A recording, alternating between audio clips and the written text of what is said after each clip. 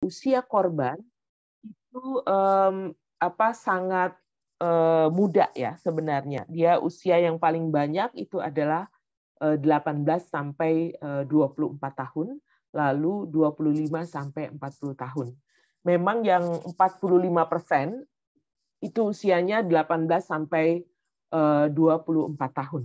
Jadi ini adalah usia remaja dan juga perempuan muda ya. Nah, bagaimana dengan pelaku? Pelaku ini yang paling banyak 15% adalah usianya 25 sampai 40 tahun. Jadi kalau pada konteks usia yang lebih tua biasanya memiliki potensi untuk melakukan kekerasan terhadap yang lebih muda ya kalau berbasis data. Nah, 54% memang tidak diketahui usia dari pelaku.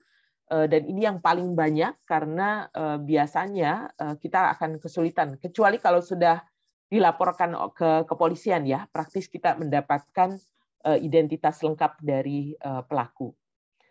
Nah, bagaimana dengan hubungan pelaku dan korban pada ranah personal? Di slide berikutnya itu memperlihatkan bahwa orang terdekat, mulai dari pacar, mantan pacar, suami, kemudian juga orang tua, ayah kandung, ayah angkat, ayah tiri, paman, itu adalah orang-orang yang terdata ya, teridentifikasi merupakan pelaku gitu.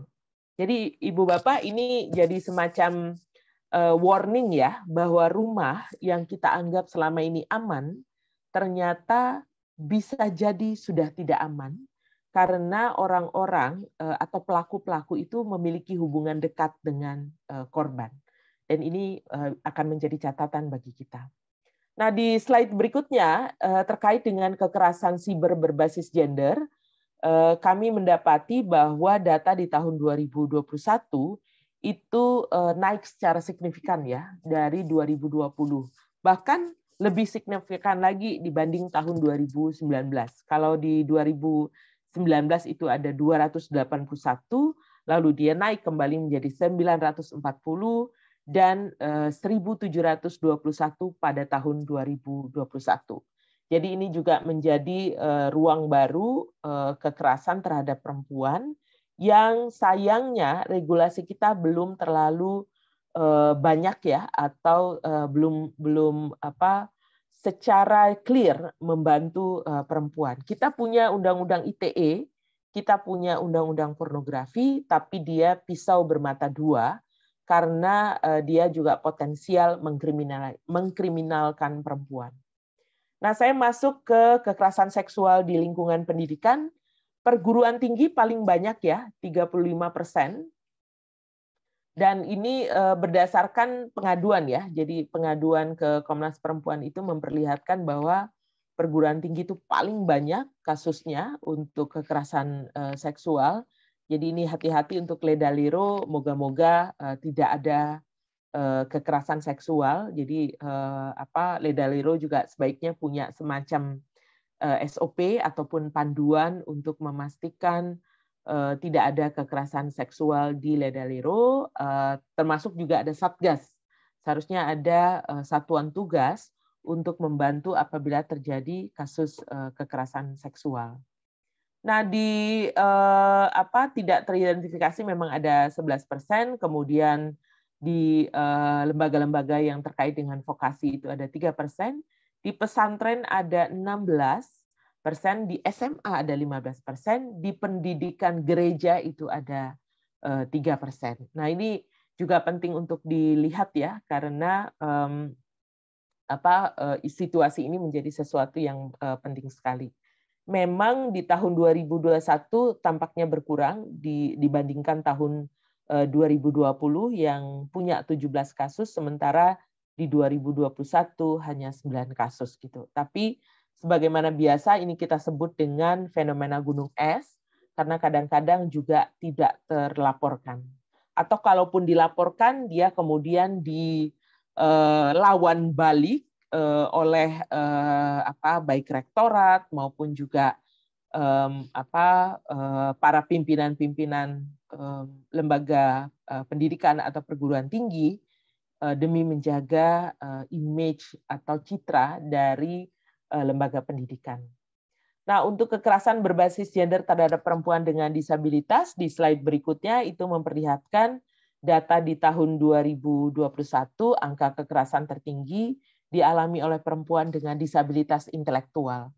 Jadi disabilitas intelektual ini misalnya terkait dengan skizofrenia ataupun juga Down syndrome, mereka paling banyak kasusnya dibandingkan dengan disabilitas lainnya. Tapi disabilitas ganda, misalnya ada yang tunarungu, tapi juga tunawicara juga potensial untuk mendapatkan kekerasan berbasis gender ini. Nah, saya ke slide yang terkait dengan daerah, yaitu wilayah NTT. Ini catatan kami di tahun 2021 tidak berbeda jauh dengan 2020 ya. Jadi ada 344 kasus yang kami dapatkan untuk NTT secara keseluruhan. Dan memang kasus yang sifatnya personal lagi-lagi masih terus menjadi menjadi kasus yang paling banyak ya. Nah, kasus yang sifatnya komunitas juga tercatat banyak sebenarnya. Kasus kawin tangkap itu kami kontekskan pada konteks komunitas karena biasanya terjadi di ruang publik, tapi tidak banyak yang berani untuk membantu korban karena kekuatan pemahaman agama, pemahaman adat atau budaya itu tampaknya jauh lebih kuat daripada pemahaman atas hukum positif kita. Dan ini mungkin bisa menjadi diskusi lebih jauh ya, karena sebaiknya ada upaya-upaya untuk membantu korban-korban dari kawin tangkap ini. Nah, saya masuk ke bagian terkait dengan Undang-Undang TPKS, karena menurut saya ini menjadi sesuatu yang penting ya.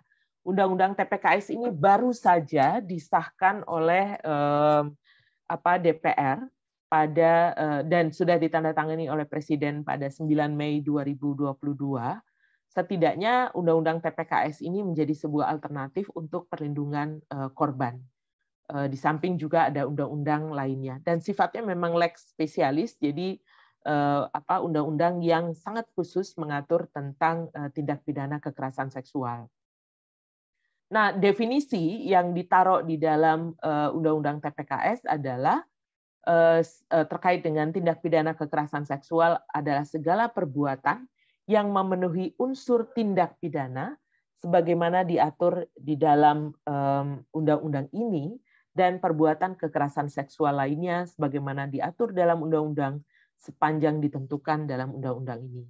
Misalnya kalau dalam pasal 4 ayat 2 itu ada pengaturan tentang perkosaan, perbuatan cabul, persetubuhan terhadap anak, ini diatur dalam KUHP dan juga diatur dalam Undang-Undang Perlindungan Anak. Kemudian juga pornografi, itu ada pengaturannya juga. Lalu ada pemaksaan pelacuran, tindak pidana perdagangan orang yang ditujukan untuk eksploitasi seksual. Ini saya memberikan tebal karena TPPO ini apalagi untuk tujuan eksploitasi seksual, NTT ini tercatat sebagai salah satu wilayah dengan data tindak TPPO yang cukup besar ya. Lalu juga ada kekerasan seksual dalam lingkup rumah tangga, ini diatur dalam Undang-Undang PKDRT. Kemudian ada tindak pidana pencucian uang, yang tindak pidana asalnya merupakan tindak pidana kekerasan seksual. Kemudian tindak pidana lain yang dinyatakan secara tegas sebagai tindak pidana kekerasan seksual, sebagaimana diatur dalam ketentuan peraturan perundang-undangan. Lalu ada tindak pidana kekerasan seksual, pasal 4 ayat 1, yang menjadi core ya dari Undang-Undang TPKS ini. Jadi diatur sekitar 9 tindak pidana kekerasan seksual. Kategorinya adalah pelecehan seksual non-fisik, pelecehan seksual fisik, pemaksaan kontrasepsi, pemaksaan sterilisasi, pemaksaan perkawinan, penyiksaan seksual, eksploitasi seksual, dan kekerasan seksual berbasis elektronik. Jadi yang siber itu ya. Nah, di slide berikutnya saya menekankan pada hak korban karena ini adalah sesuatu yang penting untuk dipahami oleh ibu bapak dan adik-adik mahasiswa bahwa Undang-Undang TPKS ini lebih progresif untuk juga memberikan penekanan pada hak korban. Hak atas penanganan, hak atas pelindungan, dan juga hak atas pemulihan. Dan ini dilakukan hak atas pemulihan ini sebelum, selama, dan pasca putusan pengadilan. Jadi misalnya hak atas informasi seluruh proses, hak mendapatkan dokumen hasil penanganan, hak atas layanan hukum, hak atas penguatan psikologis, hak atas layanan dan fasilitas sesuai dengan kebutuhan khusus korban, dan hak atas penghapusan konten bermuatan seksual untuk kasus kekerasan seksual dengan media elektronik. Ini juga progresif ya, karena tidak pengaturan tentang penghapusan konten ini tidak diatur dalam undang-undang lain. Nah, hak untuk pelindungan ini juga ragam, pelindungan atas dari ancaman atau kekerasan pelaku, pelindungan dari sikap dan perilaku APH yang merendahkan korban, perlindungan dari kehilangan pekerjaan, perlindungan dari tuntutan pidana atau gugatan perdata atas TPKS yang telah dilaporkan. Ini ada pasalnya sendiri bahwa korban ataupun pelapor TPKS itu tidak bisa dipidana atau diperdatakan gitu. Jadi ini cukup progresif karena kadang kita takut ya, khawatir bahwa kita melapor tapi kemudian kita juga dilapor balik gitu atau digugat secara perdata. Nah, hak atas pemulihan ini juga banyak, ada rehabilitasi medis, rehabilitasi mental dan sosial, pemberdayaan sosial, restitusi dan atau kompensasi. Restitusi ini adalah upaya untuk memastikan korban itu mendapatkan pengembalian biaya-biaya yang dikeluarkan selama proses untuk menangani kekerasan yang dia alami. Dan biasanya restitusi diambil atau dihitung dari harta yang dimiliki oleh pelaku. Hak atas reintegrasi sosial juga menjadi bagian dari hak atas pemulihan. Nah, di slide berikutnya ini tahap pemulihan, jenis haknya banyak, lebih rinci lagi. Mungkin nanti bisa dipelajari sendiri karena juga banyak sekali. Tapi yang pasti adalah hak atas pemulihan itu di slide berikutnya, tolong ke slide berikutnya, itu dilakukan sebelum dan selama proses peradilan dan proses peradilan dengan ragam. Nah, saya masuk ke restitusi di slide berikutnya, ini pasal 30, pasal 38, karena ini menjadi bagian dari hak dan hak ini sebenarnya menjadi sesuatu yang penting ya untuk diketahui dan harus diinformasikan oleh penegak hukum, terutama kepolisian, karena dia adalah penerima aduan di pintu 1, kalau saya mengatakannya. Dan juga layanan pemulihan juga berhak diperoleh oleh korban ya. Dan penerapan ini terdapat di dalam pasal 35 dalam hal pelaku tidak mampu dan tidak ada pihak ketiga membayar restitusi kepada korban, negara memberikan kompensasi sesuai dengan putusan pengadilan. Dan ini dibayarkan melalui dana bantuan korban. Pengaturannya nanti diatur secara khusus di dalam pasal 21 ayat 1 dan ayat 2. Nah, di slide berikutnya ini take down sebagai upaya pelindungan korban. Take down adalah menghapus konten ya.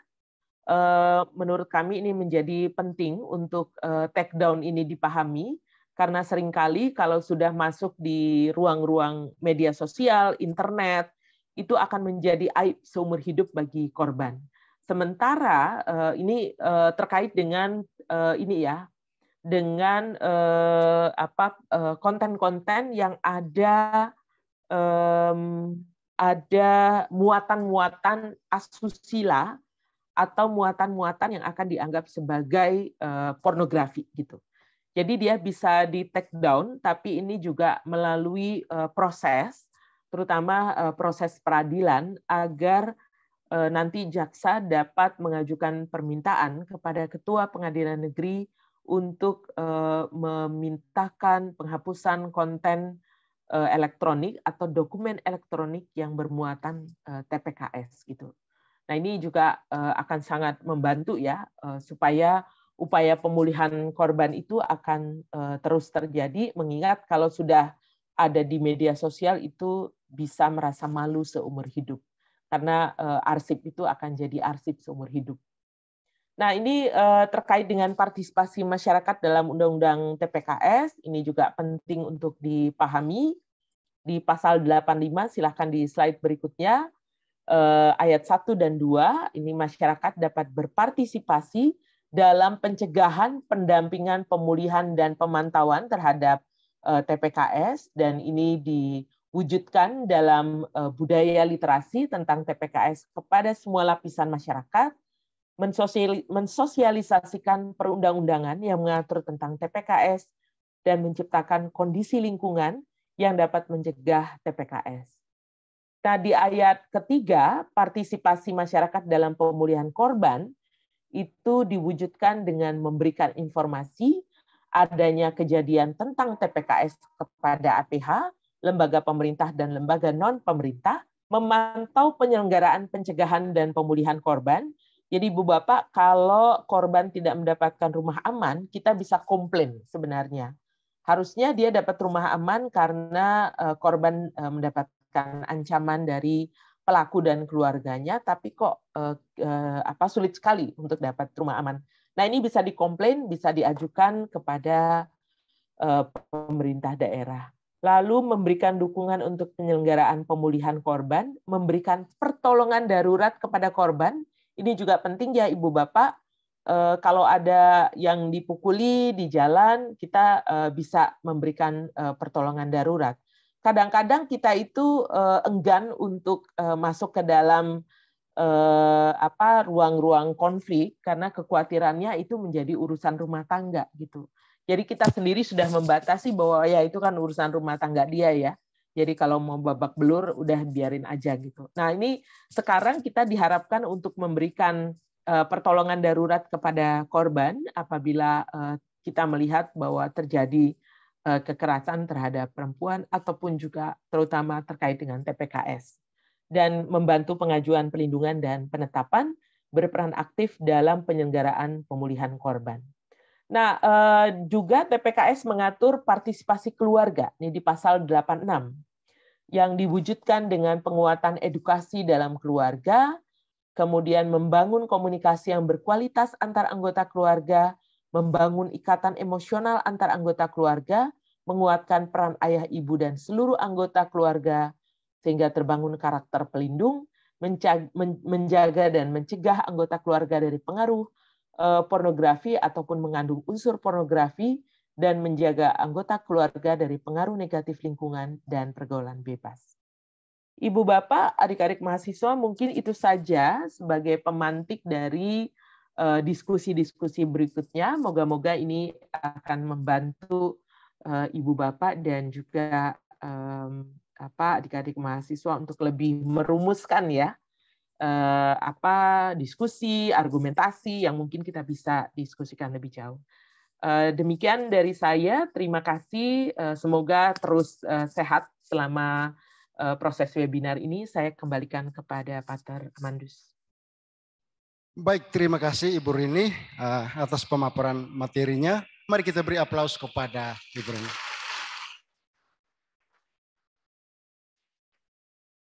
Baik, kurang lebih kita sudah lewati 45 menit dan sesangka materi yang sudah dipresentasikan itu cukup memancing kita untuk mendalami masalah yang diangkat.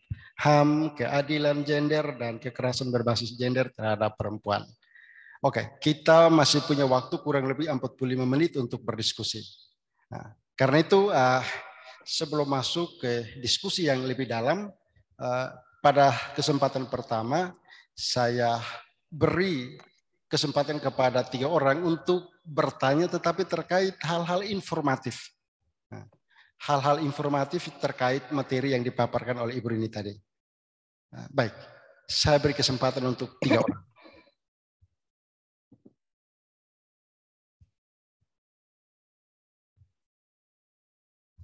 Iya, satu di sebelah kanan, satu baju putih di tengah, satu lagi ya di sini. Oke, mulai dari sebelah kanan tadi. Pertanyaannya singkat dan jelas ya, karena ini hanya pertanyaan informatif. Nama dan dari fakultas mana? Ya, dan jangan lupa sebutkan nama ya. Terima kasih. Perkenalkan, nama saya Ray. Baik Ibu Isna, pertanyaan saya, di awal pemaparan sempat Ibu menyinggung bahwa ada perlindungan terhadap kaum waria. Ya, jika saya tidak salah, pertanyaan saya ialah perlindungan dan penanganan seperti apakah yang ditawarkan oleh Komnas HAM kepada kaum ini dan mengapa? Terima kasih. Baik, terima kasih Ray. Yang kedua, yang baju putih.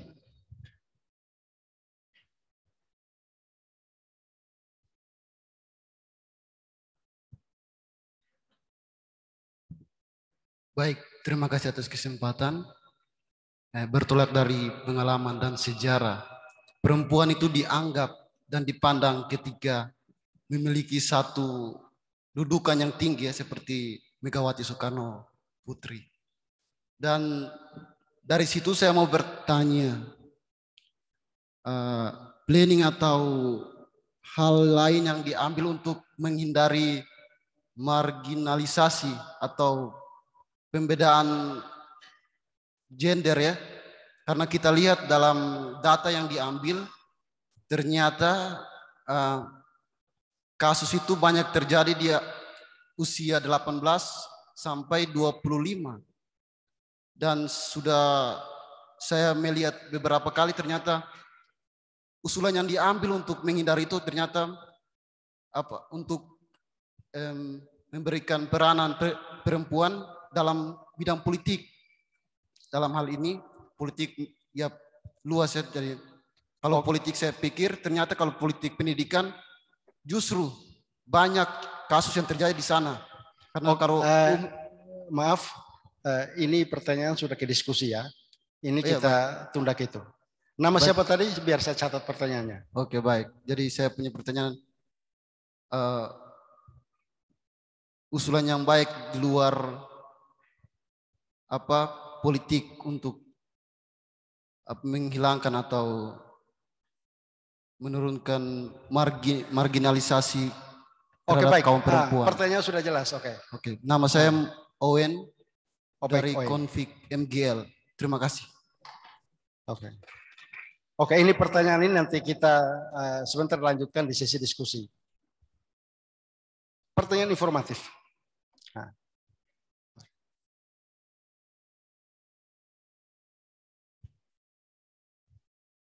Baik, terima kasih. Nama saya Sirfas. Yang ingin saya tanyakan di sini, mungkin tadi di dalam penjelasan itu tidak ada hal yang terkait, tetapi saya ada kecurigaan tersendiri, yaitu menyangkut apakah korban kekerasan itu di dalam survei itu, apakah pelaku korban kekerasan itu pernah juga menjadi pelaku kekerasan? Korban menjadi? Ulang pertanyaannya. Pertanyaannya itu, apakah di dalam survei itu ada juga melihat bahwa korban kekerasan itu, korban kekerasan itu, apakah di dalamnya juga pernah melakukan tindakan kekerasan? Oke, apakah korban juga bisa menjadi pelaku kekerasan? Oke, terima kasih untuk pertanyaannya. Satu lagi, pertanyaan informatif. Ya, sudut kiri, mari.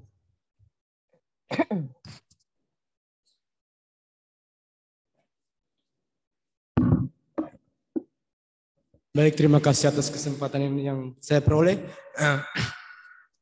Nama saya Barto.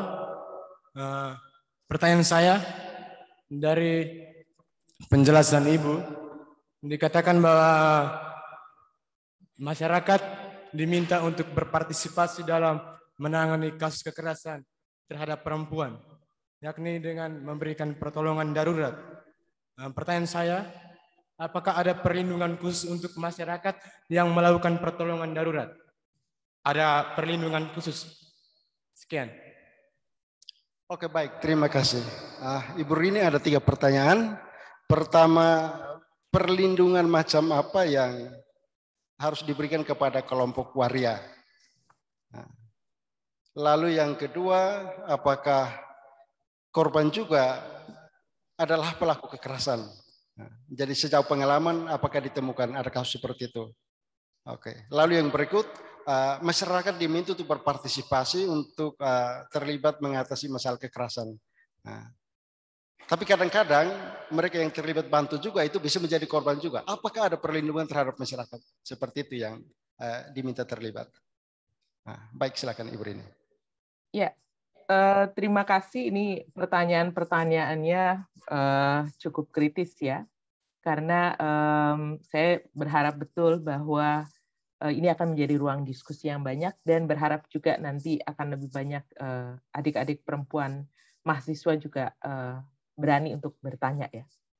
Nah, pertanyaan dari Ray tentang perlindungan terhadap waria dan perlindungannya seperti apa dan mengapa, ini terkait dengan kalau Komnas Perempuan itu punya analisa di perempuan itu kan ada kalau berbasis jenis kelamin itu adalah terkait dengan biologisnya. Jadi dari sejak lahir seorang perempuan punya identifikasi atau karakter tersendiri yang kita sebut dengan kodrat, sesuatu yang tidak bisa ditukar karena dia memang udah dari sononya dapat gitu.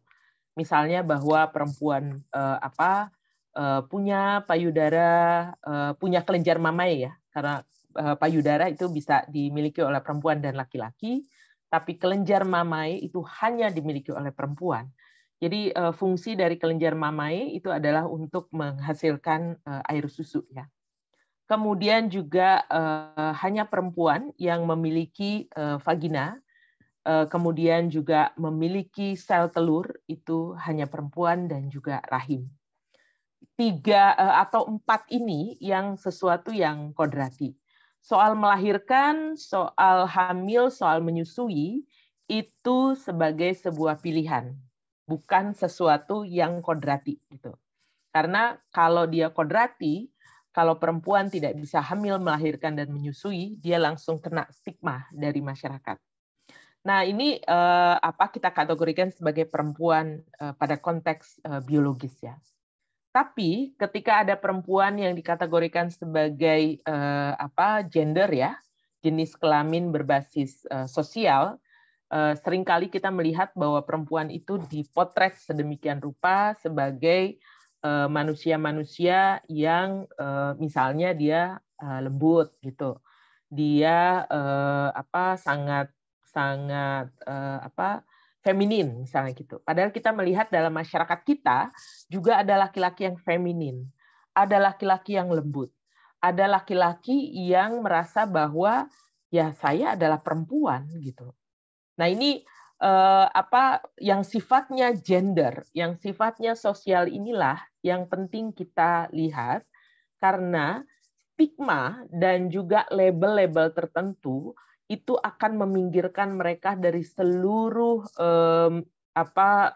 hak-hak azazi yang seharusnya dijamin oleh negara.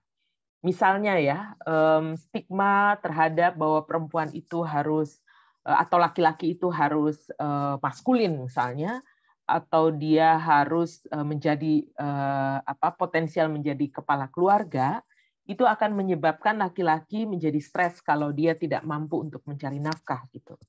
Atau laki-laki akan stres kalau dia tidak dianggap maskulin.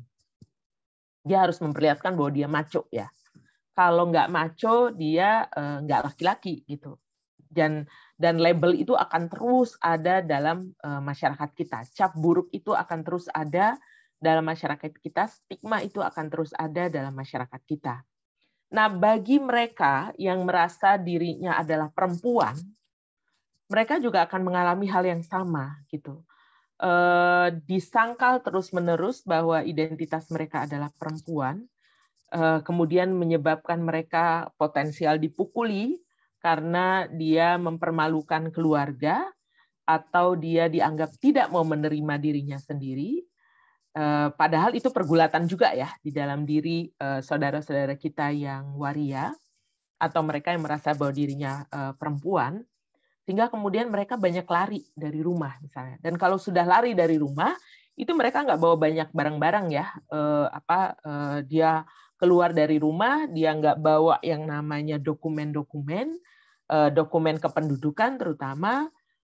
Dia harus cari kerjaan, tidak banyak yang bersedia untuk memberikan pekerjaan kecuali dia menutup identitasnya. Kemudian juga dia potensial mendapatkan kekerasan seksual juga gitu. Nah, hal-hal inilah yang sebenarnya menjadi catatan kami ya, karena Komnas Perempuan mendapati banyak sekali saudara-saudara kita yang waria itu terlempar dari bantuan sosial misalnya atau jaminan sosial. Di masa COVID misalnya mereka kesulitan untuk mengakses bantuan-bantuan sosial padahal mereka sangat membutuhkan. Kebanyakan dari mereka bekerja informal ya, sebagai pengamen, sebagai salon. Orang di salon juga di masa pandemi misalnya tidak banyak orang ke salon, tidak banyak orang yang keluar dari rumah gitu. Jadi praktis mereka kehilangan penghasilan, mereka tidak bisa membeli makanan, mereka juga tidak punya konsumsi ya. Dan ini yang menyebabkan mereka kemudian juga sulit untuk survive ya, bertahan hidup. Belum lagi kalau mereka bekerja, mereka akan ditertibkan oleh Satpol PP misalnya gitu. Ini yang jadi problem. Sehingga penting ada perlindungan bagi kelompok-kelompok ini agar mereka tidak mendapatkan dampak yang lebih berat lagi. Karena pelanggaran HAM dan pelanggaran HAM perempuan potensial dikenakan kepada mereka. Jadi ini menjadi sesuatu yang penting juga untuk membangun cara pandang yang lebih baik ya dari para pemangku kebijakan dan juga kita untuk lebih melihat saudara-saudara kita waria ini sebagai orang-orang yang penting untuk dilindungi HAM. Nah, yang kedua adalah terkait dengan pertanyaan Servas ya, apakah korban kekerasan pernah menjadi pelaku kekerasan?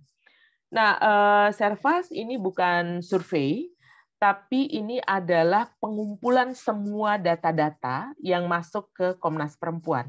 Jadi Komnas Perempuan itu mengirimkan kuesioner, jadi bentuknya kuesioner, kepada semua lembaga-lembaga yang tadi sudah saya sebutkan, ada UPPA, biasanya di kepolisian di seluruh Indonesia, lalu kemudian juga P2TP2A atau UPTD, yang ini lembaga layanan dikelola oleh pemerintah, kemudian ada lembaga layanan yang dikelola oleh masyarakat sipil, ada kuesioner yang diisi oleh Badila, kemudian juga kemungkinan ada dari dinas sosial misalnya untuk memberikan informasi juga, karena dinas sosial biasanya punya RPTC ya, jadi semacam rumah perlindungan untuk korban-korban, terutama korban TPPO gitu.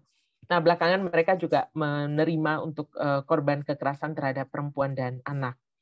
Nah, catatan kami, kuesioner itu hasilnya kemudian diolah di Komnas Perempuan, ratusan ribu data, lalu kemudian kita olah sedemikian rupa untuk mendapatkan tren ya, mendapatkan kecenderungan yang kita bisa jadikan sebagai masukan untuk melihat tren kekerasan di tahun berikutnya gitu. Ini menjadi penting karena apa? Karena kerap kali pada konteks programatik ya, terutama terkait dengan anggaran, itu luput untuk melihat bagaimana situasi korban atau kekerasan ini harusnya direspon melalui anggaran dan program gitu.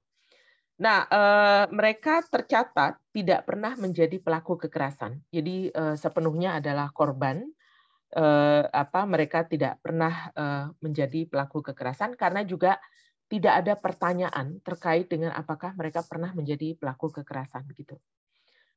Jadi ini, tapi memang kalau melihat tipologi korban, mereka tidak pernah menjadi pelaku kekerasan, tetapi catatan kami di tahun 2020 dan 2021 ada banyak sekali pelaporan terhadap pelapor ya, atau kalau dalam konteks ini adalah KDRT yang kemudian dilapor balik oleh suaminya dengan menggunakan Undang-Undang PKDRT. Kami mengistilahkan situasi ini sebagai kriminalisasi korban gitu.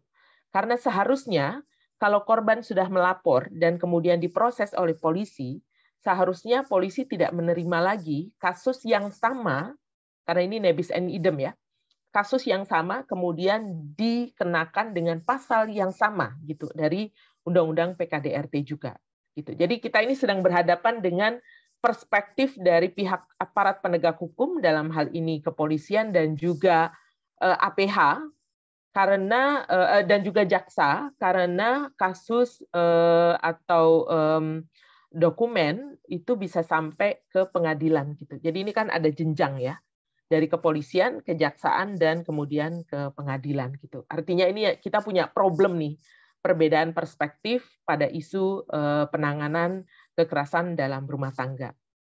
Nah, untuk Barto soal pertolongan darurat, berpartisipasi dalam pertolongan darurat, tapi apakah ada perlindungan khusus juga gitu. Nah, bagi mereka yang melakukan pertolongan darurat, tentu saja nanti tetap akan dimintai keterangan dari kepolisian, karena praktis ini adalah saksi ya dari sebuah tindak pidana kekerasan seksual. Nah, praktis nanti kalau saksi merasa bahwa ada ancaman terhadap dirinya karena dia menolong, maka dia bisa mengajukan diri kepada LPSK sebagai lembaga perlindungan saksi dan korban, dan ini memang harus berbasis pada laporan polisi ya, karena birokrasi di dalam LPSK sendiri mensyaratkan bahwa untuk dapat perlindungan mereka harus mengajukan permintaan perlindungan dengan laporan polisi, plus juga nanti akan ada assessment tersendiri terhadap korban atau saksi mengapa mereka membutuhkan perlindungan tersebut. Jadi jawabannya adalah ada dengan beberapa persyaratan-persyaratan tertentu. Untuk Owen soal ini langsung saya jawab saja ya, Pater ya, sekalian. Bisa. Ya. Apa yang bisa dilakukan untuk mengurangi marginalisasi? Tentu kalau kita bicara soal keadilan gender, karena dampak dari ketidakadilan gender salah satunya marginalisasi ya, atau peminggiran gitu. Jadi orang dipinggirkan sedemikian rupa, seperti yang tadi saya ceritakan soal waria yang dipinggirkan dari dana bantuan sosial, dari jaminan kesehatan, itu semua dipinggirkan gitu. Mereka nggak dapat aksesnya. Nah, upaya yang bisa dilakukan, yang unit terkecil kita adalah memulai dari diri sendiri, memulai dari keluarga untuk membangun keluarga yang lebih adil gender. Gitu. Ini penting sekali ya untuk antara ibu dan bapak, kakak dan adik, kakak perempuan, adik laki-laki, kakak laki-laki, adik perempuan, itu punya kemampuan untuk bisa mengerjakan pekerjaan-pekerjaan domestik di dalam rumah tanpa harus protes gitu, bahwa oh ini pekerjaan perempuan gitu. Seringkali kita mengatakan bahwa kerja-kerja domestik itu kerja perempuan ya. Padahal itu adalah kerja yang bisa dilakukan oleh semua orang. Nggak ada itu kerjaan menyapu itu oh kelihatan tuh itu kerja perempuan gitu. Enggak. Itu adalah cara pandang masyarakat yang harus kita tantang, yang harus kita respon. Karena ketika masyarakat berpikir, atau bahkan kita sendiri berpikir bahwa menyapu adalah kerjaan perempuan, maka kerjaan perempuan itu akan sangat banyak untuk urusan domestik. Belum lagi nanti kalau perempuan juga harus kerja untuk publik ya. Jadi beban ganda itu makin banyak gitu. Nah, ketika dia sudah masuk dalam ruang publik tapi tetap harus juga kerja di domestik, dia jadi beban ganda, maka kerap kali juga urusan-urusan publik itu kemudian diserahkan pada laki-laki gitu. Urusan-urusan yang terkait dengan RT RW misalnya ya, itu diserahkan pada laki-laki karena dalam undang-undang perkawinan kita juga mengatakan laki-laki adalah kepala keluarga. Nah, yang urusan-urusan yang terkait dengan RT RW itu biasanya diserahkan pada kepala keluarga. Jadi urusan laki-laki juga. Di masyarakat kita ada loh perempuan yang menjadi kepala keluarga tapi tidak diakui. Mereka adalah orang-orang yang sangat hebat, membantu menafkahi keluarga, tapi karena dalam masyarakat, di dalam pemerintahan kita yang menyatakan bahwa laki-laki adalah kepala keluarga, maka mereka kemudian juga terpinggir gitu. Kalau ada pertemuan-pertemuan, seringkali yang dicantumkan adalah nama kepala keluarga. Kalau dia bukan kepala keluarga, praktis dia tidak bisa diundang dalam proses pengambilan keputusan. Nah, ini penting selain di keluarga juga di tingkat komunitas gitu. Penting tadi untuk juga memberikan pengetahuan, memberikan pemahaman kepada para pengambil keputusan di tingkat komunitas bahwa urusan-urusan yang terkait dengan pengambilan keputusan di tingkat RT RW misalnya juga bisa dilakukan oleh perempuan gitu. Jadi ini juga penting ya, rapat-rapat RT RW juga bisa dihadiri oleh perempuan, nggak hanya laki-laki, karena praktis yang perempuan juga bisa mengambil keputusan. Cuma memang kadang-kadang proses pengambilan keputusan ini dipotong sedemikian rupa karena ada keraguan, karena ada ketidakyakinan dari kita juga ya terhadap kemampuan perempuan untuk membuat keputusan gitu. Nah, ini penting sekali nih untuk membangun upaya-upaya menghapus ketidakadilan gender mulai dari diri sendiri di dalam rumah, kemudian juga di komunitas, nanti juga di tingkat negara gitu. Ini mungkin sebagai pemantik saja dari saya, jawaban-jawabannya siapa tahu nanti akan dibahas lebih jauh dalam sesi kedua. Saya kembalikan ke Pater. Jawaban sangat jelas ya. Jadi waria itu butuh perlindungan karena dalam tanda petik ya sering dianggap membawa aib kalau di dalam rumah itu ada salah satu anggota seperti itu. Dalam masyarakat kadang dilihat sebagai pribadi yang ganjil dan mereka sering menjadi sasaran bully, bahkan sampai mengalami tindakan kekerasan. Karena itu perlu dilindungi. Oke, lalu dalam menangani kasus ya, pelaku dan korban itu pihak penyidik itu sering akan melihat apa kasusnya itu ya. Nah, sehingga bisa membedakan, oh ini jangan-jangan ternyata korban juga pelaku. Nah, itu mereka bisa tangani. Nah, lalu baik, lalu penjelasan terakhir tadi itu dari Ibu Rini itu menarik sekali ya. Pertanyaan tadi dari siapa Owen itu saya sengaja tangguhkan karena ini memicu diskusi yang lebih panjang. Oke, baik Ibu Rini, tadi jawabannya sudah sangat jelas, tapi jawaban Ibu itu sebenarnya memantik pikiran lebih jauh. Persoalannya seperti ini. Di Flores dan beberapa pulau sekitar, Lembata dan Adonara, persoalannya bukan sekedar pada masalah sadar atau tidak, tetapi ini masalah penghayatan nilai. Hal mengabdi kepada laki-laki, hal mengutamakan laki-laki, hal mengalah terhadap laki-laki, itu menjadi kebajikan. Nah, kalau dilanggar itu banyak perempuan juga merasa sebagai perempuan yang tidak berbudaya, perempuan yang tidak tahu adat, perempuan yang sebenarnya melakukan kesalahan. Contoh sederhana ya, ada di satu tempat itu ketika kami berkunjung dan kami diberi dilayan untuk makan, ini kita sendiri di dalam rumah, tetapi ibu dan anak perempuan itu mereka duduk di lantai menonton kami makan dan diminta makan tidak ini. Sementara kami duduk makan cukup lama dan mereka tunggu, dan ini kan ya sederhana saja dari segi kesehatan kan bisa berdampak. Oke, jadi sekali lagi Ibu Rini, soal kami di Flores di NTT itu mendahulukan laki-laki itu satu kebajikan, atau terima posisi sebagai yang marginal itu satu kebajikan. Nah, bagaimana ini persoalan seperti ini bisa diatasi? Ini saya langsung menjawab ya, Pater ya. Oke. NTT memang unik ya. Ada banyak sekali kalau kita punya pemahaman relasi kuasa atau power, wujudnya macam-macam. Kekuasaan itu diwujudkan dalam patriarkisme misalnya. Jadi melihat bahwa laki-laki lebih tinggi daripada perempuan.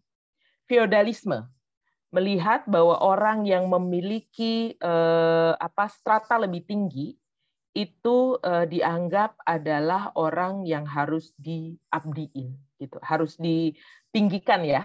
Karena itu saya juga pernah mendengar isu tentang perbudakan modern yang terjadi di NTT antara strata budaya ya, strata sosial yang lebih tinggi daripada strata sosial yang lainnya. Dan itu memang tidak gampang untuk mengubah strata itu ya. Ini ada di bagian lain ya, di Sumba misalnya. Kemudian juga klerikalisme.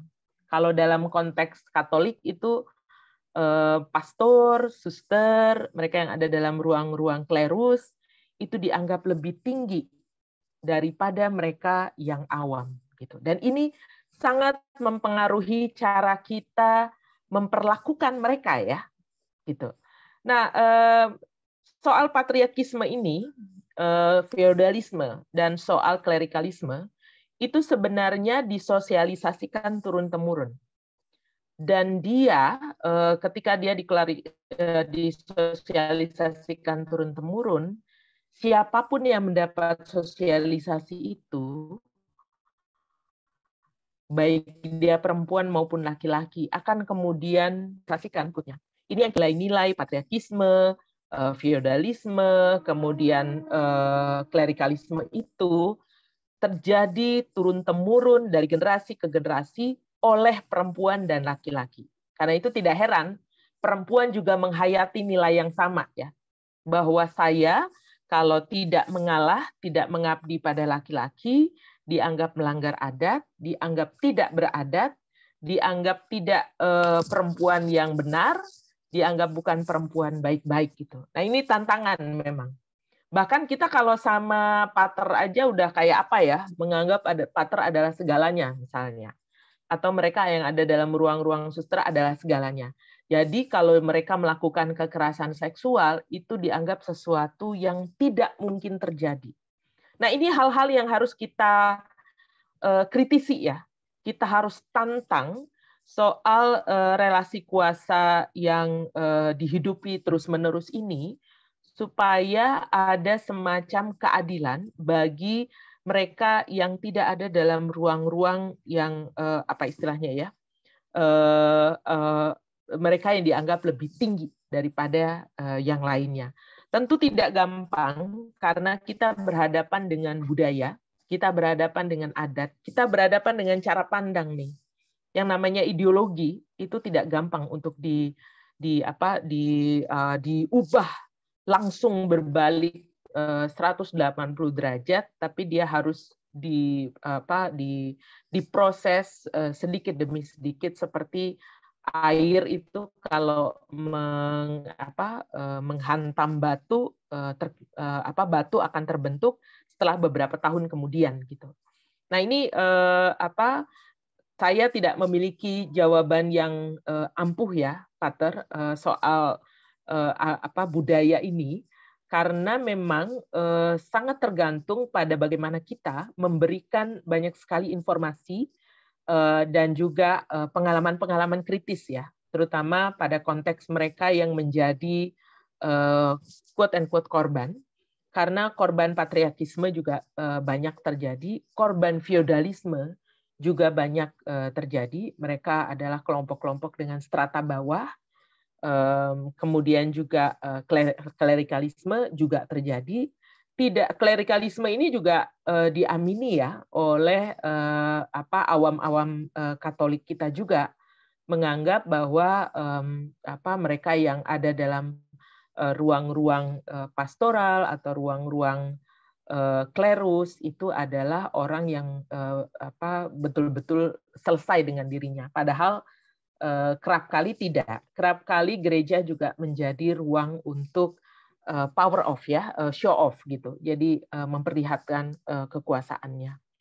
Nah, mungkin nanti kita bisa diskusikan lebih jauh berbasis pada pengalaman Ibu Bapak dan juga adik-adik mahasiswa. Saya yakin juga menjadi narasumber yang memahami betul adat budaya di NTT, dan mungkin bisa juga memberikan masukan ya terkait dengan ini supaya lebih kelihatan nih nilai kritisnya dari masyarakat lokal sendiri terhadap budaya yang hidup di masyarakat NTT.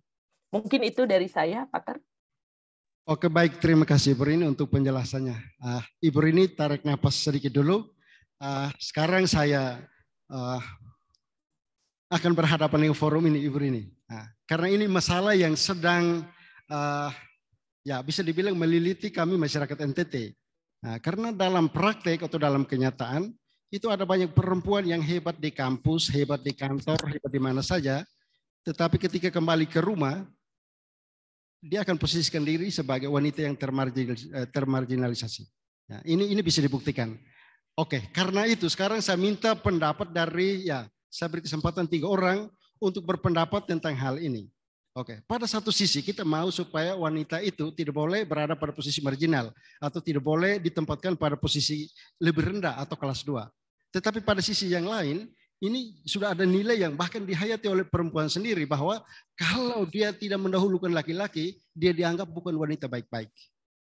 Sekarang saya beri kesempatan untuk 3 orang berpendapat tentang ini. Apa pendapatmu? Silakan angkat tangan.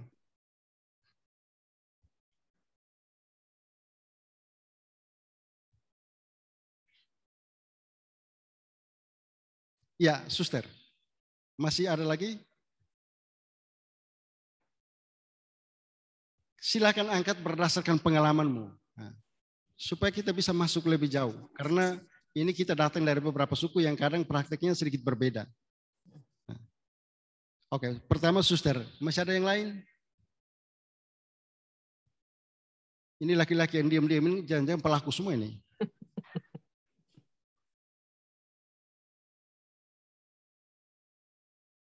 Iya, sudah ada 2 pelaku lagi tuh. Maaf, bercanda. Tapi baik, Suster lebih dulu. Silakan Suster.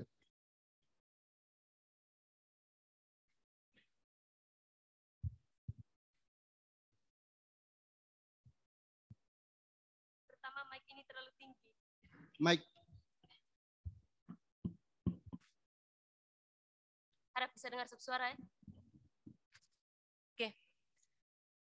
Pendapat saya berkaitan dengan kenapa perempuan itu selalu mendahului laki-laki dalam hal budaya tadi budaya di Flores. Saya angkat budaya di Flores. Oke, yang paling pertama, pada hakikatnya perempuan tidak bisa hidup sendiri tanpa seorang laki-laki. Pada dasarnya.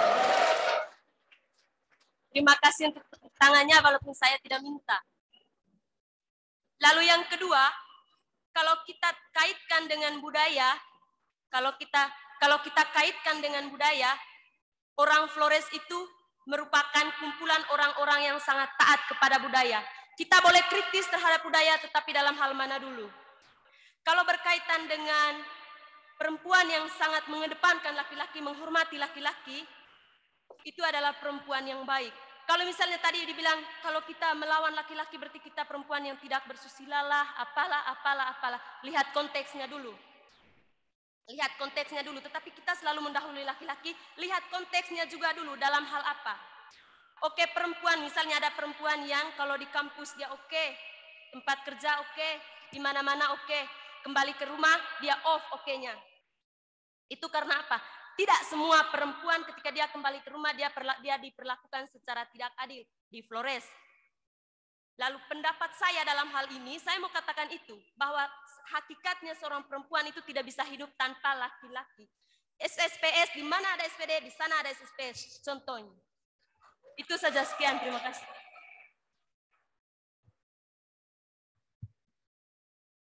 Baik, terima kasih Suster. Oke, saya komentar sedikit ya. Ibu ini bisa dengar sendiri ya, perempuan Flores itu kadang diungkapkan begini, mereka tidak pernah berpikir tentang, mereka selalu gelisah tentang hidup sampai menikah. Setelah menikah, tidak berpikir lagi tentang hidup. Sebaliknya katanya kalau laki-laki tidak pernah berpikir tentang hidup sampai menikah. Nah, itu artinya ini sebenarnya ada kebergantungan perempuan pada laki-laki. Dan dalam konteks kebergantungan itu maka ya perempuan akan ya menjadi pihak yang rela dinomor 2-kan. Jadi baik, ini sebentar Ibu ini komentar ini ya. Oke, saya beri kesempatan kepada 2 orang untuk berkomentar dulu.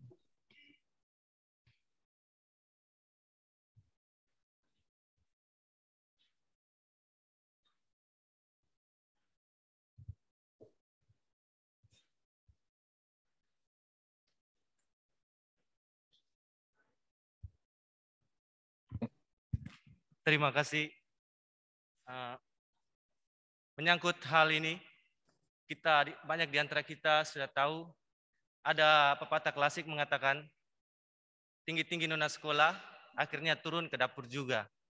Dan hal ini masih sangat masif terjadi, khususnya NTT dan lebih spesifik pada Flores.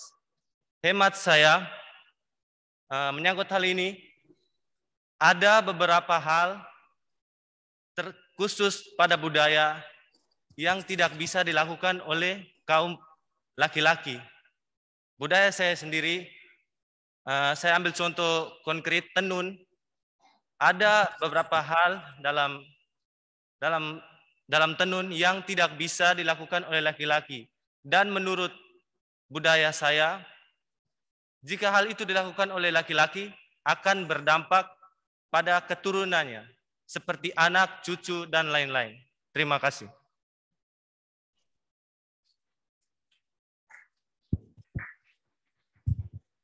Baik, terima kasih. Satu lagi. Kalau boleh nama jangan lupa ya. Maaf Ibu Rini, sorry. Nama. Ya, nama. Jangan lupa sebut nama. Ya. Suster juga belum menyebutkan nama tadi. Ya. Baik, perkenalkan nama saya Rafael Samuel Besi. Biasa disapa Samuel, saya dari Konflik Stigmata. Mengenai dari apa yang dipaparkan dan dari yang disampaikan oleh Pater tadi, berawal dari pengalaman dan saya juga salah satu orang Bajawa, di mana kita tahu orang Bajawa itu budayanya martilinea. Jadi di sini mengutamakan peran perempuan itu adalah yang utama. Jadi menurut saya, kalau di NTT dikatakan bahwa laki-laki itu lebih diutamakan, salah satu pengecualiannya itu adalah daerah kami, yaitu orang Bajawa. Karena orang Bajawa itu diutamakannya itu perempuan. Salah satu contoh peran perempuannya itu apabila dalam suatu permusyawaratan yang terjadi dalam sebuah suku, di sini peran perempuan atau mama itu sangat baik. Karena kita ketahui apabila semua laki-laki dilibatkan, kita tahu bahwa laki-laki itu sifatnya emosional. Di sini peran perempuan itu sebagai pengantara atau dia sebagai pereda apabila terjadi emosional yang terjadi dalam diskusi tersebut. Di sini saya katakan bahwa di NTT memang banyak terjadi kasus yang lebih mengutamakan laki-laki.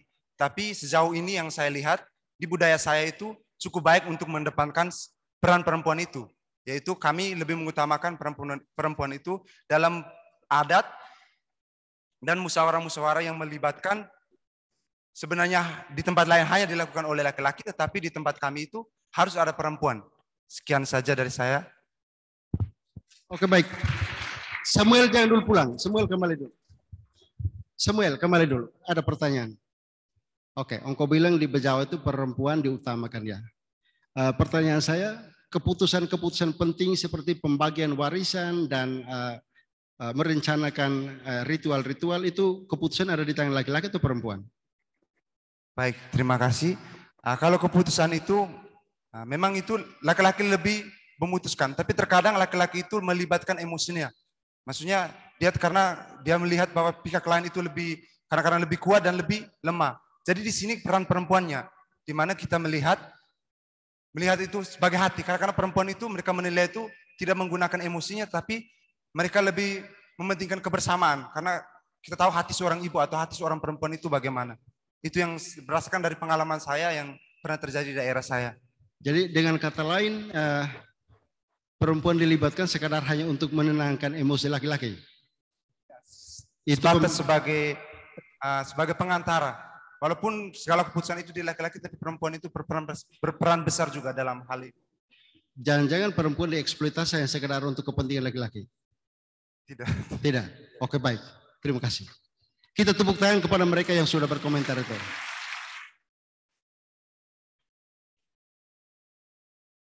Jadi baik, Ibu Rini, ini semacam ada satu kultur ya yang tadi diangkat oleh suster itu. Jadi perempuan gelisah tentang hidupnya, tentang masa depannya sampai dia menikah. Itu artinya setelah menikah dia merasa nyaman. Ada yang bertanggung jawab bagi hidupnya, ada yang menjadi ya tadi disebut kepala keluarga, pencari nafkah dan lain sebagainya.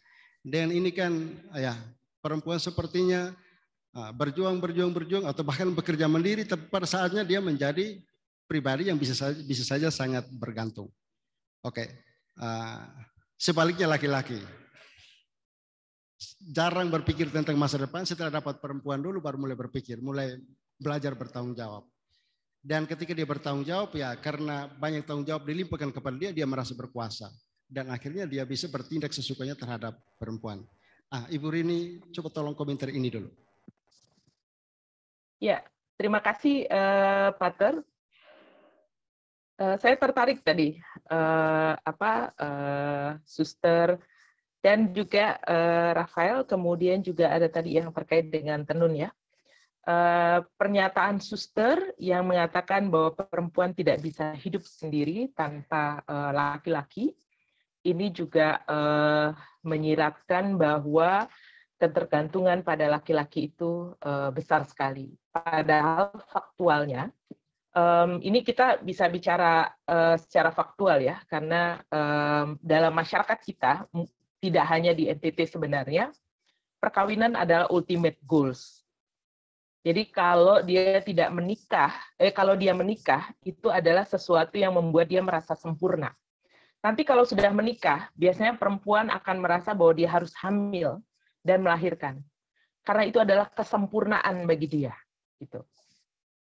Nah, mari kita sekarang melihat bagaimana dampaknya bagi para perempuan yang tidak memilih untuk menikah atau tidak memiliki kesempatan untuk bisa menikah.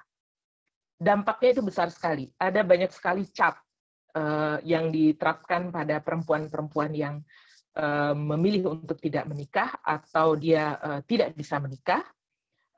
Mulai dari dia dikatain sebagai perawan tua, dikatain sebagai perempuan yang tidak baik karena dia tidak mampu untuk memiliki jodoh, dikasihani bahkan dia seperti orang yang tidak sempurna gitu, atau disabilitas ya, dalam disabilitas secara sosial gitu. Dan dampaknya ini besar sekali. Belum lagi nanti kalau kita bicara perempuan yang kemudian harus mengatakan dirinya harus hamil dan melahirkan. Kalau dia tidak bisa hamil dan melahirkan, maka dia akan dicaci maki, dikatain, dibully oleh bahkan keluarga dari keluarga sendiri maupun keluarga suami ya. Mertua biasanya juga akan sangat memaksa supaya ada kehamilan gitu. Nah, ini betul-betul situasi yang tidak diinginkan oleh perempuan sebenarnya, sehingga kemudian memikirkan perkawinan adalah sesuatu yang amat sangat penting untuk dipahami oleh banyak perempuan di seluruh Indonesia sebenarnya. Apa sih sebenarnya yang disebut dengan perkawinan? Kalau perkawinan dianggap sebagai ultimate goals, kekhawatirannya adalah selesai perkawinan itu menjadi sesuatu yang menyelesaikan banyak hal gitu. Padahal bisa jadi perkawinan itu hanya awalan dari sebuah kehidupan yang berbeda lainnya gitu, yang mungkin juga penuh dengan kekerasan. Beberapa kalangan termasuk juga mereka yang studi gender ya mengatakan bahwa perkawinan itu adalah arena kontestasi, arena pertarungan yang terus-menerus terjadi, arena kuasa antara perempuan dan laki-laki dalam bahkan setiap harinya. Karena apa? Karena perempuan dan laki-laki masuk dalam ruang disatukan bersama, mereka hidup memahami keseharian, perbedaan-perbedaan mulai dari dia diasuh sampai dengan dia besar, itu akan menjadi satu masalah ya, bahkan dalam hal pengambilan keputusan gitu. Sehingga banyak sementara dari kita yang berpandangan bahwa perkawinan adalah ultimate goals, ini adalah capaian tertinggi ya dalam kehidupan perempuan, dia akan melupakan itu semua. Yang penting saya menikah. Dia tidak menyadari bahwa dalam perkawinan itu negosiasi itu harus terus-menerus dilakukan gitu. Kalau negosiasi itu tidak terjadi dan perempuan lebih suka mengalah, ini juga satu problem baru gitu. Karena apa? Karena perempuan yang tadinya mandiri, perempuan yang tadinya mampu untuk membuat keputusan sendiri, kemudian ada dalam ruang di mana dia harus menyerahkan sepenuhnya hidupnya pada laki-laki, dan ini akan mematikan dirinya sebagai manusia sebenarnya. Ini yang penting sekali untuk dipahami ya, dampak dari orang yang bahkan komunitas, bahkan keluarga yang berpikir bahwa perkawinan adalah capaian tertinggi. Menurut saya itu terlalu mensimplifikasi, menyederhanakan, termasuk bahwa perempuan tidak bisa hidup sendiri tanpa laki-laki, itu juga terlalu menyederhanakan.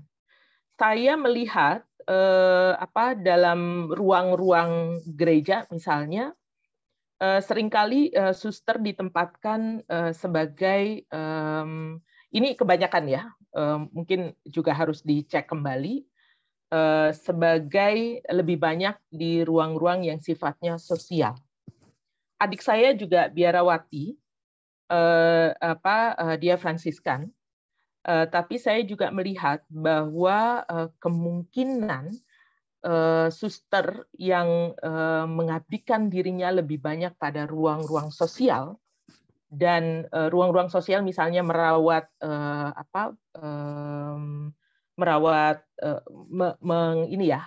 mengelola panti asuhan misalnya, kemudian juga merawat untuk yang panti jompo, mengelola panti jompo, kemudian juga di ruang-ruang yang sifatnya charity gitu, maka dia akan menghidupi bahwa hidupnya adalah untuk charity gitu. Sementara hidup bahkan di dalam ruang-ruang gereja itu tidak hanya sekedar charity, dia ada ruang pengambilan keputusan yang juga harus ditempatkan oleh para suster gitu. Satu kritik saya sebenarnya, tapi ini juga sebenarnya memecut para suster juga, adalah bahwa suster itu bisa mencapai pendidikan lebih tinggi, dan sebaiknya juga suster berupaya untuk bisa S2 misalnya, atau mengambil pekerjaan-pekerjaan yang sifatnya lebih substantif untuk membantu orang lain gitu. Karena menurut saya ini juga menjadi satu kekuatan ya, mengingat saya yakin sekali kalaupun tidak ada SVD, cuma ada SPSS, saya yakin para suster juga tetap bisa hidup. Mereka yang di pelosok-pelosok sana adalah para suster yang bekerja untuk charity, mereka hidup tanpa harus menunggu keputusan-keputusan tertentu dari para laki-laki yang dalam hal ini para pastor ya. Di sisi lain ini juga kita mencoba melihat kritis ya terhadap internal kita sendiri, bahwa suster juga kadang-kadang terlalu juga melihat bahwa para pastor adalah segalanya gitu, sehingga kemudian pengambilan keputusan diletakkan pada para pastor. Padahal bisa jadi para pastor juga nggak pinter-pinter amat juga. Ini maaf ya Pater ya. Bahwa proses refleksi itu dibuat sedemikian rupa di dalam sekolah filsafat misalnya, akses untuk mencapai sekolah filsafat lebih banyak ada pada laki-laki, ini juga perlu kita cek gitu. Jangan-jangan para perempuan, para suster ini juga punya refleksi yang begitu besar, tapi aksesnya untuk memasuki sekolah-sekolah filsafat juga mengecil. Gitu ya. Plus juga karena ini juga kadang-kadang juga ada statement-statement, aduh saya udah malas nih berpikir lebih dalam tentang hidup. Saya lebih suka praktek saja langsung gitu. Sementara kita juga sebaiknya punya ruang untuk banyak berefleksi. Karena apa? Karena dengan merefleksikan itu, maka kita sebenarnya sedang menganalisa. Kemampuan analisa kita terus akan diasah untuk melihat bahwa contohnya perkawinan itu juga pisau bermata dua sebenarnya. Bagi mereka yang tidak siap, ini juga problem ya. Saya melihat banyak sekali orang tua yang kemudian menyerahkan anak-anak perempuannya untuk segera menikah karena bagi mereka ya udah kalau sudah menikah itu bukan menjadi urusan kami sebagai orang tua ya. Di sisi lain, si perempuan yang belum tercerahkan ini menganggap bahwa perkawinan adalah capaian tertinggi dan dia merasa bangga. Dia lupa bahwa ketika dalam perkawinan itu ada sequence lain kehidupan yang harus dia jalani, yang juga penuh dengan negosiasi. Kalau negosiasi tidak tercapai, bisa jadi ada kekerasan, bisa jadi ada peminggiran gitu. Belum lagi kalau dia tidak merefleksikan bahwa mengalah itu juga bisa berbahaya. Karena apa? Misalnya nih, dalam masyarakat yang menganggap bahwa laki-laki harus didahulukan, maka dalam soal makan misalnya, yang makan lebih banyak itu akan diberikan kepada laki-laki. Dia memasak, perempuan memasak, perempuan menghidangkan, menyajikan, tapi dia makan lebih belakangan dan bisa jadi sisa. Yang bergizi, yang banyak daging itu banyak diberikan kepada suami dan anak-anak, tapi dia sendiri kehilangan itu. Sehingga apa? Malnutrisi, kekurangan gizi, terutama pada ibu yang hamil. Nah, ini berbahaya sekali nih. Stunting salah satunya disumbang dari ibu yang kekurangan gizi. Kalau para ibu mengalah untuk makan pada saat dia hamil demi untuk mengikuti adat bahwa dia harus patuh pada suaminya misalnya, maka itu akan sangat berbahaya pada kehidupan fisik dari perempuan. Saya tidak heran kalau NTT ini stuntingnya tinggi karena adatnya juga masih terus-menerus menempatkan perempuan dalam ruang-ruang pengabdian yang kalau dalam konteks simple aja ya, sederhana, makanan itu didahulukan kepada laki-laki ketimbang pada perempuan. Gitu. Nah, itu sebabnya menurut saya penting untuk betul-betul memikirkan perkawinan yang paling tepat itu seperti apa. Bahwa ada perempuan yang memilih tidak menikah, itu juga harus kita dorong, kita perkuat, kita apresiasi. Karena memilih untuk menikah, untuk tidak menikah, dalam masyarakat yang melihat perkawinan adalah capaian tertinggi, itu juga tidak gampang. Gitu. Dan saya yakin sekali banyak para perempuan yang memilih tidak menikah, itu jauh lebih merdeka dibandingkan dengan mereka yang memilih perkawinan hanya sebagai capaian tertinggi dan setelah itu selesai di capaian tertinggi itu. Cuma memang tantangannya adalah ketika masyarakat sangat melihat perkawinan adalah sesuatu yang yang sangat besar, sangat tinggi nilainya, maka tantangan terhadap mereka yang memilih tidak menikah adalah bullying, itu dampak ya, kemudian dianggap bukan perempuan sempurna, bukan perempuan yang baik, dianggap bukan perempuan yang potensial untuk menjadikan penerus atau menambah populasi gitu. Padahal ini bumi makin tua juga. Jadi ini pertarungan pemikiran antara mereka yang melihat perkawinan ada ultimate goals, tapi juga secara simplistik berpikir bahwa selesai di ultimate goals itu tidak melihat dampak lebih jauh dari sebuah perkawinan, dengan mereka yang melihat perkawinan adalah sesuatu yang perlu dikritisi. Ini menurut saya menjadi sesuatu yang penting. Dan para suster menurut saya juga penting untuk merefleksikan ini ya, karena banyak perempuan-perempuan yang gelisah sebenarnya ketika dia tidak menikah sampai pada umur tertentu yang diharapkan oleh masyarakat ya. Ini sekarang semakin rendah nih umur perkawinan. Dan ketidaksiapan perempuan masuk dalam dunia perkawinan itu akan sangat berdampak pada fisik dan mental dia gitu. Apalagi kalau perkawinan hanya dijadikan sebagai solusi untuk mengeluarkan para orang tua dari tanggung jawab, kewajiban untuk memberikan nafkah dan kemudian juga memberikan memberikan makanan gitu. Nah, ini kritik ya, kritik terhadap adat, kritik terhadap gereja, kritik terhadap cara pandang yang melihat perkawinan ini sebagai ultimate goals, kayaknya perlu kita dalami lebih jauh. Nah, soal matrilineal, ini memang perlu kita kritisi juga apakah betul matrilineal itu betul-betul genuine ya, betul-betul memperlihatkan keadilan antara perempuan dan laki-laki. Contohnya kalau di Sumatera Barat itu ada Nini Mama. Ternyata Nini Mama itu adalah laki-laki juga karena dia paman gitu. Dianggap bahwa ketika Sumatera Barat menganut matrilineal juga, tetapi pengambilan keputusan tetap ada di Nini Mama alias paman. Jadi ini pengambilan keputusannya ya. Pelaksanaan keputusan bisa dilakukan oleh perempuan untuk menjaga tanah adat, untuk menjaga rumah adat, tapi pengambilan keputusan, salah satu indikator keberdayaan itu adalah pengambilan keputusan, itu tetap ada di tangan laki-laki gitu. Nah, saya apresiasi apabila Bajawa betul-betul menempatkan peran perempuan ini pada konteks yang sangat substansial, karena menurut saya pengambilan keputusan dan kontrol terhadap keputusan itu adalah indikator tertinggi dalam sebuah keberdayaan.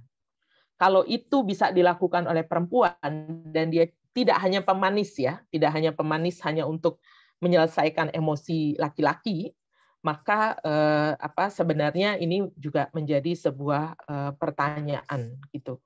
Pertanyaan lain adalah mengapa laki-laki menjadi sangat emosional, padahal katanya laki-laki itu adalah makhluk rasional. Gitu. Jadi ini kita berhadapan lagi dengan cara pandang gender ya, bahwa katanya laki-laki adalah rasional, perempuan adalah emosional.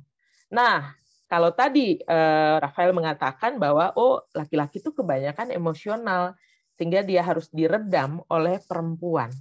Artinya yang rasional dalam masyarakat Bajawa adalah perempuan gitu.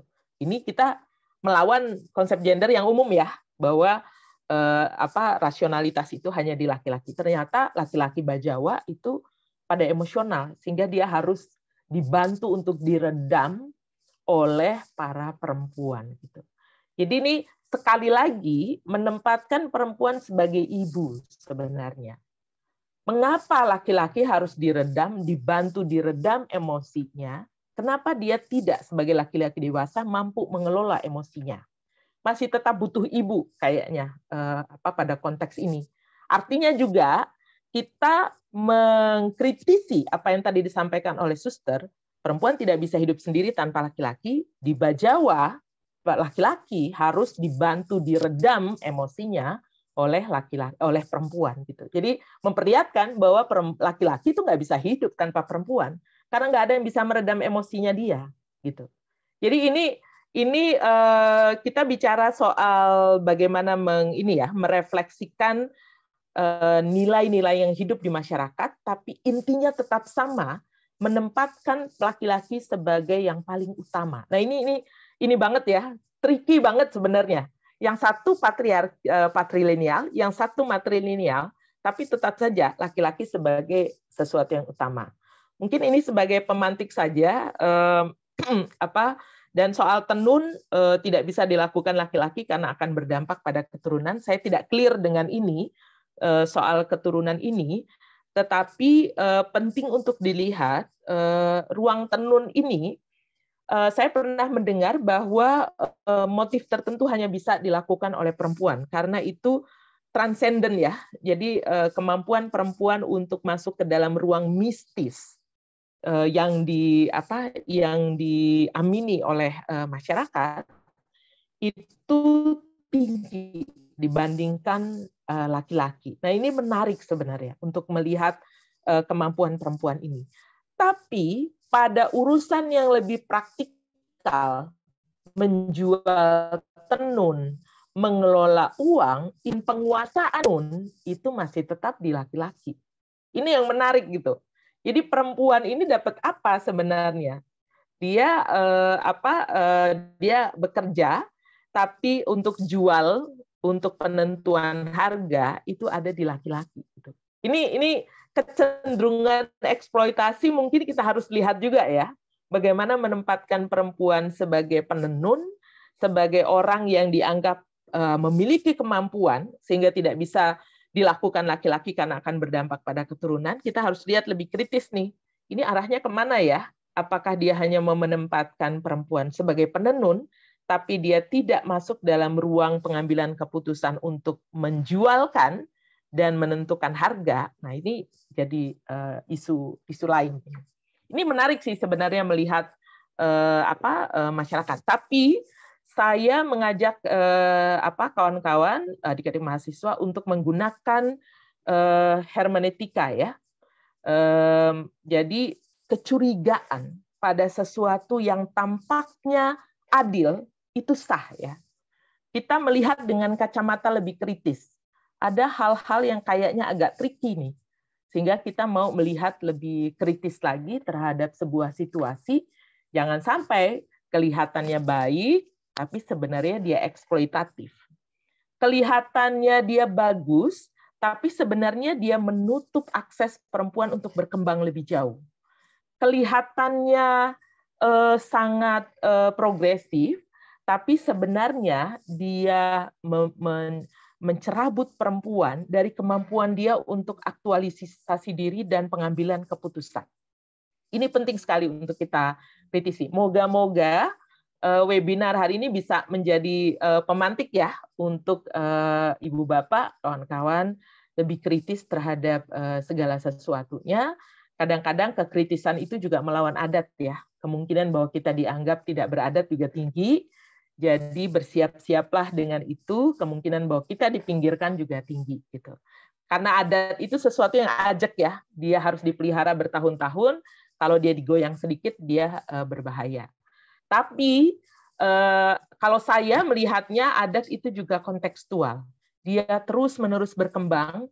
Dia terus-menerus siap untuk dikritisi. Karena adat juga berkembang sesuai dengan masyarakatnya. Itu dari saya, Pater. Moga-moga ini diskusi saja, tidak ada keinginan untuk menyinggung ataupun menjatuhkan, tapi sepenuhnya adalah diskusi-diskusi kritis untuk lebih memberikan pandangan-pandangan kritis terhadap sesuatu nilai tertentu. Mungkin itu dari saya, Pater. Terima kasih. Baik, terima kasih Ibu Rini. Terima kasih untuk penjelasannya yang luar biasa. Baik, ini kita masih punya waktu 5 menit. Saya minta satu orang untuk menanggapi apa yang disampaikan Ibu Rini. Ini 2 orang angkat ya. Biar yang di depan dulu. Singkat ya.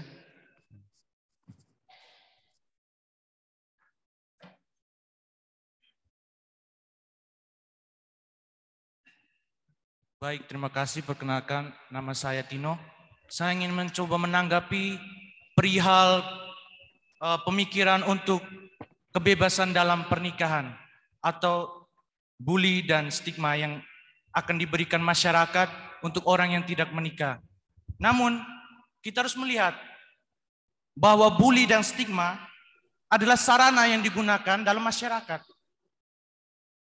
Yang saya kira sudah tertanam dengan stigma dan bully ini untuk dalam artian untuk meningkatkan kesadaran akan pentingnya pernikahan. Kalau kita melihat kalau orang yang berpikir untuk tidak menikah dan orang lain menyetujui hal ini, itu bisa saja ke depan akan terjadi seperti yang ada di Jepang, di mana angka reproduksi atau pronatalitas itu menurun. Jadi saya rasa hal demikian itu harus juga berkaitan dengan bantuan dalam masyarakat atau kritik dalam bentuk stigma atau bully. Saya rasa demikian. Menurut Ibu sendiri atau tanggapan Ibu bagaimana? Terima kasih. Baik, terima kasih. Ibu Rin, ini pertanyaan terakhir. Tanggapan dari Ibu Rin juga ini tanggapan terakhir. Jadi Ibu menjawab pertanyaan ini sekaligus memberikan close statement itu. Ya, silakan Ibu Rin. Ya, terima kasih Pater. Tidak hanya soal pernikahan ya, tidak hanya bahwa orang memutuskan untuk tidak menikah, tapi memutuskan untuk tidak punya anak pun jadi masalah di kita. Gitu. Padahal apa? Padahal setiap manusia itu punya refleksinya sendiri. Mengapa dia memutuskan tidak menikah? Mengapa dia memutuskan untuk, bahasa kerennya sekarang, free child. Jadi kita tidak perlu punya anak gitu. Mungkin bisa jadi ini berkaitan juga dengan bagaimana bumi semakin tua, makanan juga tidak sebanding ya, jumlah makanan juga tidak sebanding dengan jumlah populasi, dan ini akan potensial menghasilkan generasi-generasi yang juga tidak cukup siap berhadapan dengan situasi dunia sekarang ini gitu. Nah, menurut saya penting untuk melihat cara pandang kritis ini atau kemampuan masing-masing orang untuk merefleksikan pilihan-pilihannya itu sebagai sesuatu yang baik gitu.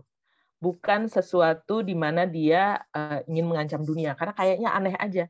Kalau cuma satu orang memilih untuk tidak menikah, apakah kemudian dunia runtuh? Tidak. Ada banyak orang lain yang kemudian memutuskan untuk lebih banyak punya istri dan juga lebih banyak punya anak. Gitu. Ini soal lain lagi ya. Pada akhirnya ini soal ideologi ya.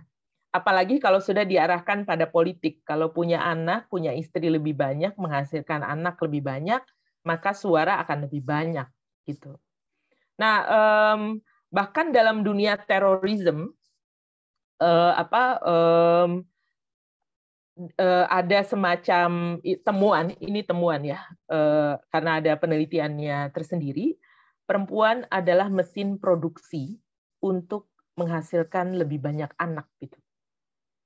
Jadi bayangkan nih, bagaimana perempuan ditempatkan sedemikian rupa, satu sebagai mesin produksi, karena hanya lewat perkawinan lah perempuan bisa dipaksa untuk menghasilkan lebih banyak anak. Dan yang kedua adalah perempuan sebagai penjaga harmoni, gitu. Dianggap sebagai penjaga harmoni. Karena kalau perempuan tidak punya anak, maka dunia akan hancur, gitu. Dunia akan seperti Jepang. Padahal kalau kita lihat Jepang itu sangat maju sekali dan keputusan mereka untuk memilih untuk tidak menikah. Itu sebenarnya juga dihadapkan pada sebuah konteks struktural ya. Di sana itu sulit sekali untuk dia punya bar tertentu untuk bisa hidup sejahtera. Apa-apa di sana mahal. Tidak gampang untuk mengakses banyak hal. Kelihatannya gaji tinggi, tapi biaya-biaya juga mahal gitu. Sehingga kalaupun mau menikah, mereka bertimbang karena akan banyak sekali biaya-biaya yang harus dikeluarkan, apakah mereka siap untuk itu gitu. Nah, ini artinya apa? Artinya situasi ekonomi, situasi sosial, situasi kesejahteraan sangat mempengaruhi cara pikir orang untuk membuat keputusan menikah, terutama di Jepang ya. Saya tidak tahu kalau di NTT apakah terbalik. Situasi kemiskinan menyebabkan orang kemudian memutuskan untuk menikah. Karena apa? Karena orang tua akan akan lepas dari kewajibannya untuk membiayai atau memberi makan anaknya apabila anaknya segera menikah. Coba dicek kalau buat penelitian, tolong dihubungkan bahwa situasi kemiskinan, kalau di Jepang situasi kesejahteraan mereka mempengaruhi cara mereka memilih untuk tidak menikah. Di Indonesia Kemiskinan bisa mempengaruhi cara pandang para orang tua untuk segera menikahkan anaknya. Hasilnya apa? Hasilnya adalah 1, stunting, 2, kekerasan terhadap perempuan, 3, potensi untuk pernikahan muda atau bahkan pernikahan anak yang terus-menerus terjadi sebagai sebuah lingkaran setan. Gitu. Jadi ini menurut saya penting untuk melihat konteks, ya.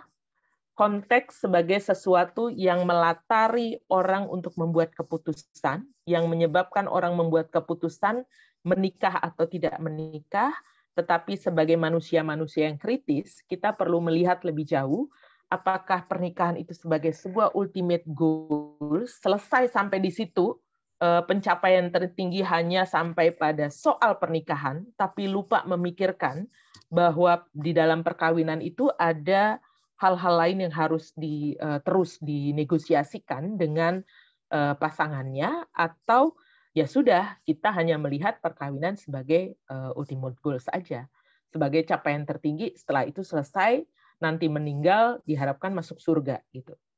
Cuma selesai sampai di situ saja. Padahal kita sebagai manusia dengan akal budi, kita diminta untuk merefleksikan lebih banyak lagi urusan-urusan dunia ini dan memikirkan lebih strategis bagaimana kita bisa berkontribusi pada dunia, pada masyarakat, pada keluarga, gitu. Dan pada diri sendiri sebenarnya, karena perempuan itu paling sulit untuk memikirkan diri sendiri.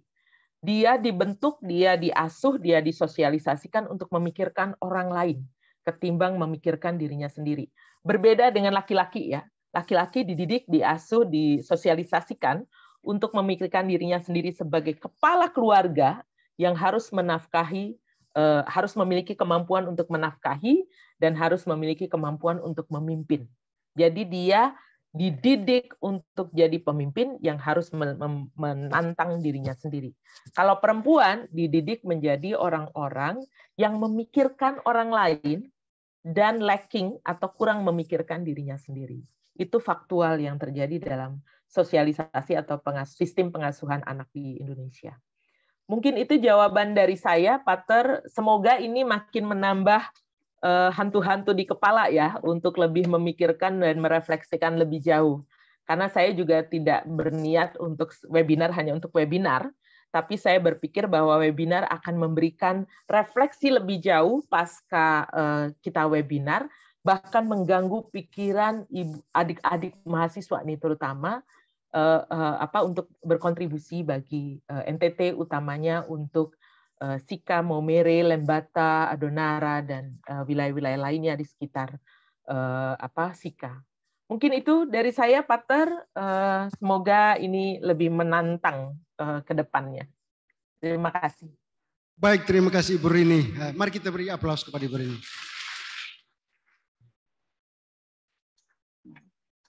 Ibu Rini, terima kasih banyak ya. Pikirannya sudah merangsang dan sedikit mengganggu untuk terus mendiskusikan tema ini ke depannya.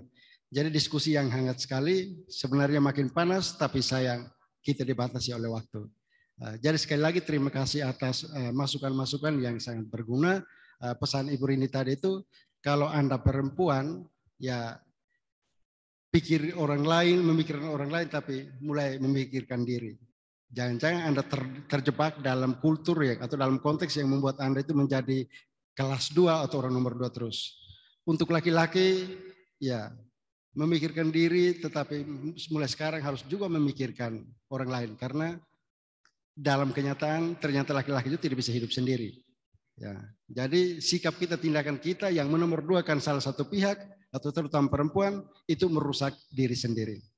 Oke. Lalu, diskusi kita ini kalau bisa dilanjutkan di konflik masing-masing atau di kelas atau di mana saja, supaya kita semakin masuk lebih dalam ke dalam budaya kita, supaya kita bisa mengubah tanpa membuang atau meninggalkan, dan kita juga bisa menerima pikiran-pikiran yang lebih maju, tetapi tidak kebablasan sampai akhirnya menimbulkan masalah-masalah baru.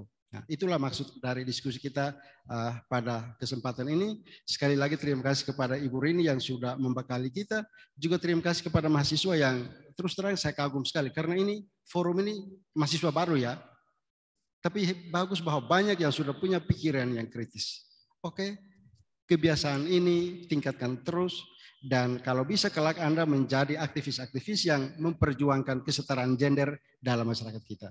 Sekian dan terima kasih. Terima kasih, Pater. Ini moga-moga nih adik-adik mahasiswa makin kuat nih cara pikirnya.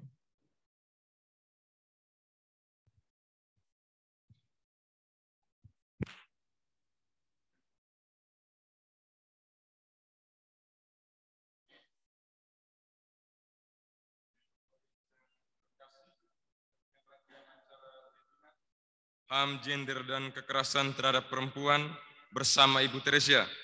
Mudah-mudahan acara ini menambah kompetensi bagi kita semua. Kami ucapkan terima kasih atas partisipasi Anda sekalian.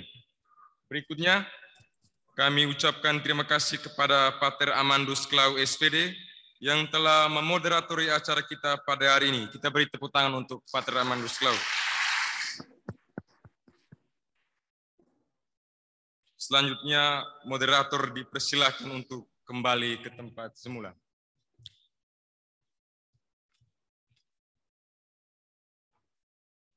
Baik teman-teman, pada agenda kedua, temanya ialah metode belajar efektif.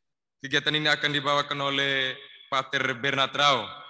Namun, dari panitia memberikan kesempatan untuk istirahat sejenak 5 menit. Bagi teman-teman yang ingin ke belakang, ada urusan. Saya izin live ya. Terima kasih untuk kesempatannya, saya izin live.